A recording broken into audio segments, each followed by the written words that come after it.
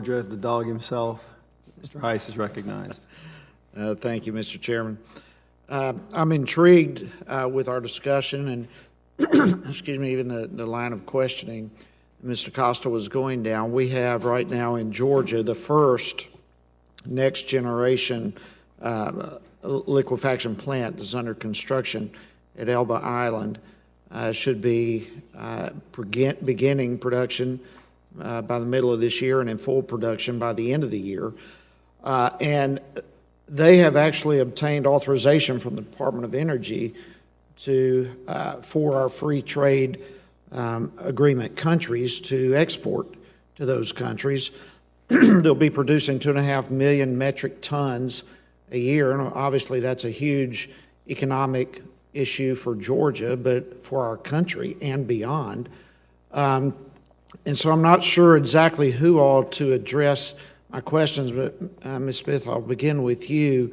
Considering the current rate of production of natural gas and the capacities of Elba Island, the production plant there, do we have enough plants in America to keep up with the production needs?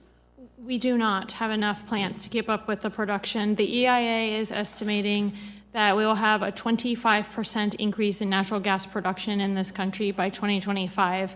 That's an additional 20 BCF a day of production over and above the 80 BCF a day almost that is produced today. And there is roughly 8, including Elba Island, 8 BCF a day of export infrastructure that is under construction today. So we still need 12 to 13 BCF a day of additional demand. And most of that will need to be export. We would need an additional 12 plants. How many more plants would be needed to keep up with the production needs? So if they were Elba Island-sized plants, we would need 6. If they were Tellurian-sized plants, we would need 3. Okay. What, if anything, needs to be done here in the House of Representatives, or even more specifically in this committee, to help speed the process up, to get production up to where it needs to be? Incidentally, we are a producer of natural gas. We produce gas in the Haynesville, which is in North Louisiana. And we are really asking legislators to do one primary thing, and that is to continue to support the streamlined and efficient regulatory process. By way of example, when I did work for Cheniere, we permitted the Sabine Pass export terminal in 12 months.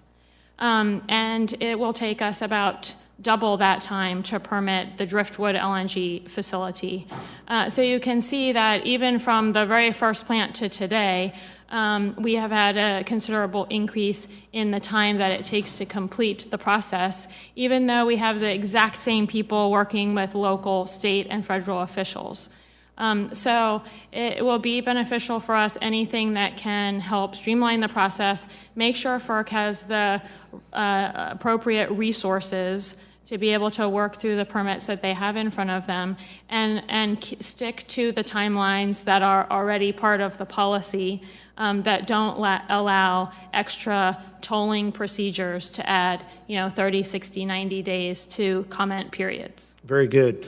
All right, and again, I'm not sure who would be best to answer this last question because my time's running out. I think, Mr. Smith, I'm going to go to you, but anyone else can chime in. As our export capacity grows, we will increasingly obviously be able to compete with other countries like Russia, and the impact that will have in Europe, I think, is significant.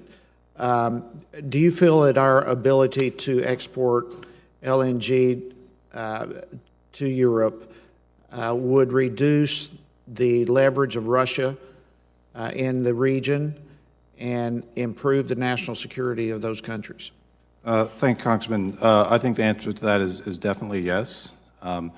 Real quickly, before you go further, let me just get everybody else. Just go down the line. Mr. Rand. Yes, if we can increase the interconnectivity of countries in Europe so that the natural gas not only goes to an LNG receiving facility on the water, but then it can move across borders to other allies that are landlocked and more distant from maritime facilities. Well, that's what I'm getting to, but it would help the national security, Yes, it would. okay? I fully agree. Yes, it would, and it's part of Europe's own. I think it's a positive contributor to Europe's own energy union strategy, as Peter mentioned.